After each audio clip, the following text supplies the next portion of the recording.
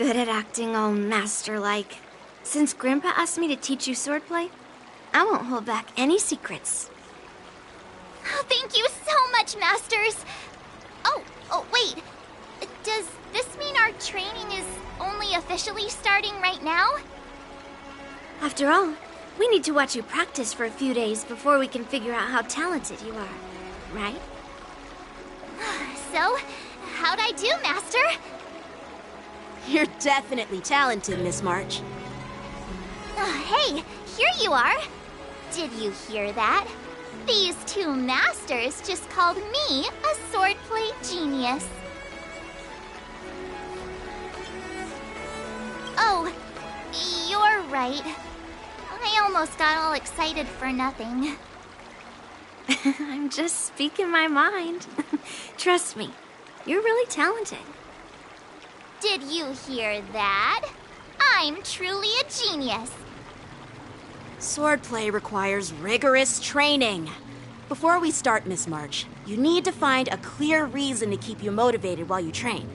It doesn't have to be something huge, but it needs to be clear.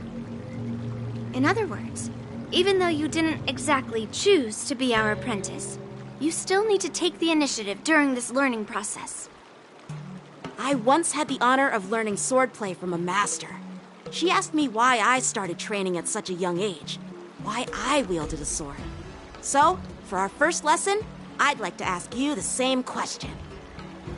Miss March, why do you wield your sword? Why do I wield my sword? I wield my sword to take down my enemies. I mean, what other reason is there?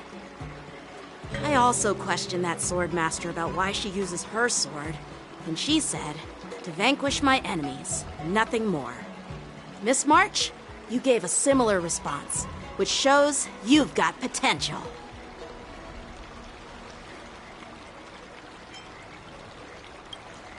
The best way to take down your enemy is with a blaster gun. I heard a hero say something like that in an immersia. He also mentioned that sword training can push a person's physical abilities to their ultimate limit. Seems like you've seen your fair share of immersion, Miss March. But if you want my opinion, if your goal is self-improvement, you'll feel just as accomplished even if you put down the sword and go back to your bow. Oh, come on. Don't listen to his empty talk. Oh, now I'm curious to hear what Master Yun Li has to say. Let me ask you something, March. Do you have any specific goals for learning swordplay? Like achieving a certain ranking in the war dance, or maybe you want to defeat someone, like Yan Qing, or me. Who do I want to defeat? Him? Dan Heng? Himeko? Or Mr. Yang? If you can't think of anyone specific, why not set a simpler goal? Like, how many opponents do you want to defeat at once with a sword? I'll fight 10! 10? Oops, that just slipped out. It's actually another line from an immersia.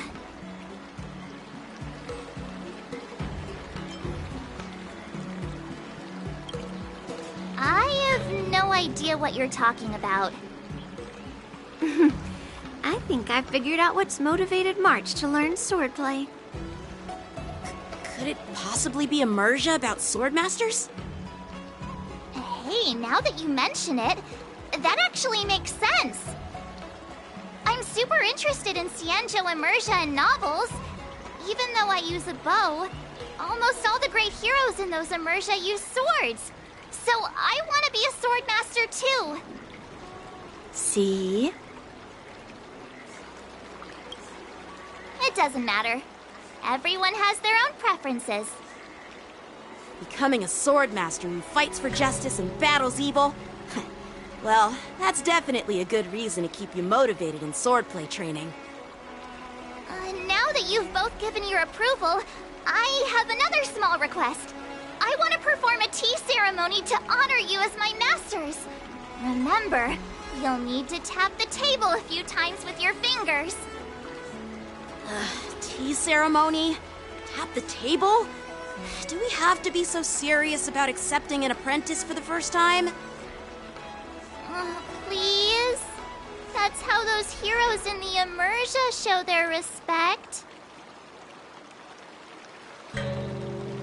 Play along? Let's just stop wasting time. Just treat us to some milk tea. And then we can start our real swordplay training, okay? Yeah! All right, let's go. To the Sleepless Earl.